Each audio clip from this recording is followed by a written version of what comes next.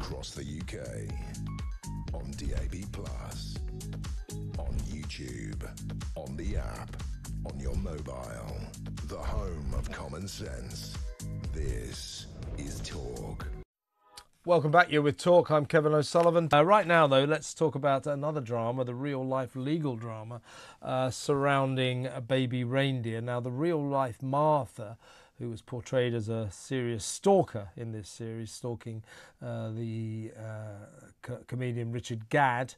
Her name is Fiona Harvey. She now seems to be suing Netflix on both sides of the Atlantic, but in America, in California, Netflix have been hit with a £135 million lawsuit, and it is proceeding at some pace.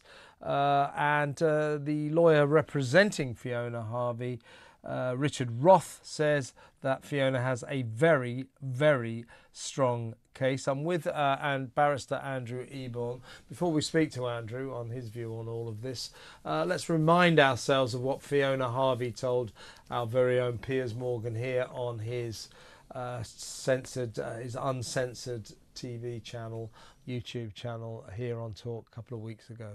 Have you instructed lawyers? We've instructed them in part, but we want to explore all the options out there. There are a number of people to sue.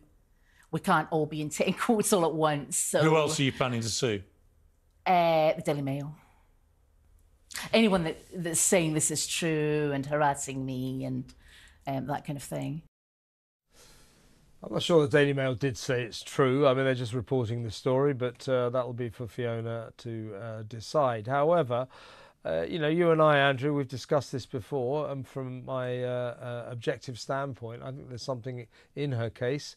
Richard Roth, an American lawyer. In America, people in your profession, yes, they chase cases. He saw money in this because her case revolves around, you said I was a stalker. Yes. Arguably, she is a stalker. There's a lot of evidence to say, she sent 40,000 emails to Richard Gadd, etc., etc. However, she's never been convicted of stalking and she's never been to prison. Yes. Now, this was a drama, Baby Reindeer, based on a real story, true story. They made a big thing of this. Dramatists love that. Based on a true story. Now, it depicted her. She says, you did not disguise my identity enough. You might say, well, that's pretty obvious since everyone knows who she is now. And therefore, you owe me a lot of money because you effectively said I was convicted of stalking and I went to jail.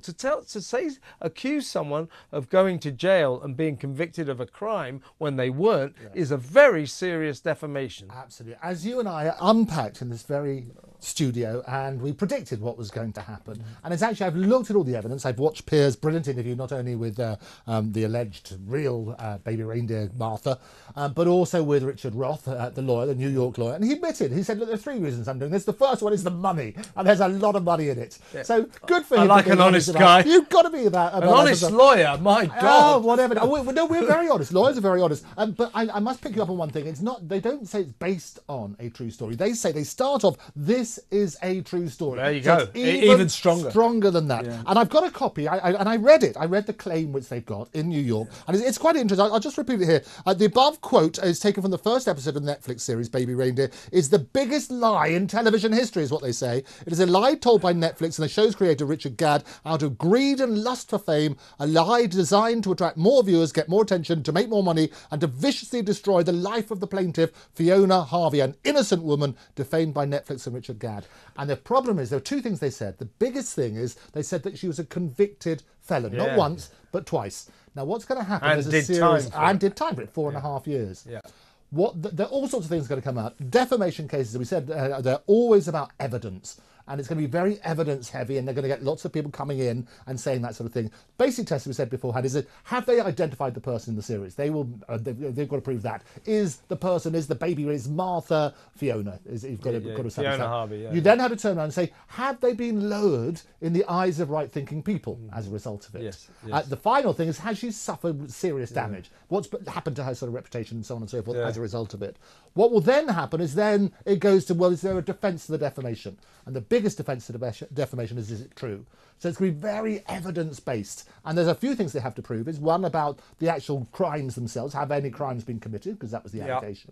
Secondly, was there 41,000 emails, and there'll be a digital fingerprint for that and everything else. And all of that's going to come out. Yeah. And it's going to be very, very interesting what's going to happen. And I always say, where there's a hit, there's a writ. And that's clearly happening on that sort of basis. I like that, when there's a hit, there's a writ. I guess the new line that's emerging from this saga is that Richard Gadd, the comedian who wrote this, wrote the drama based on his own real-life experiences. The lawyers representing Fiona Harvey said, make no mistake, he'll be dragged onto the stand. Yes.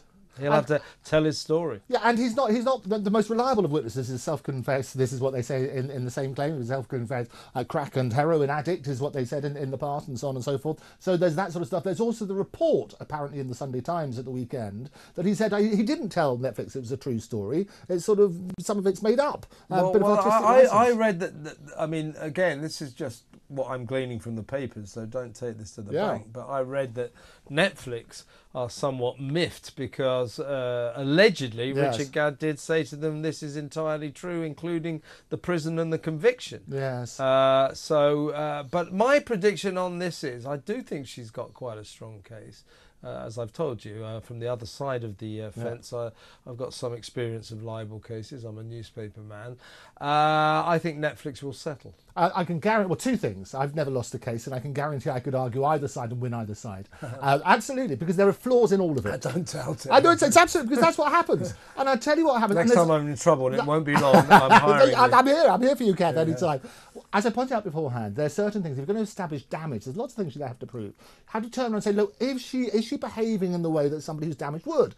And there's evidence that she might have had an appearance or been booked for an appearance at a nightclub. And one of the lines was, well, come, you might be lucky to get a few selfies, you might be able to go home with her and hang her curtains. That was one of the lines from the advert for the things.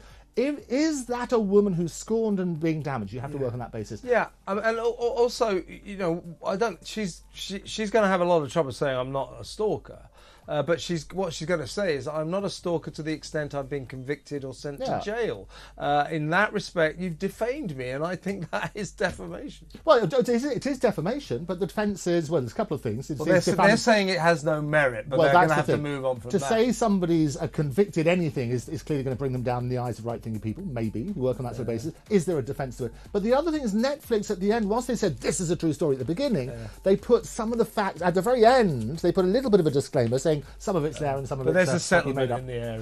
As happened in the Queen's Gambit, they said last time, as happened in Griselda, they will settle. Andrew, great to talk to you.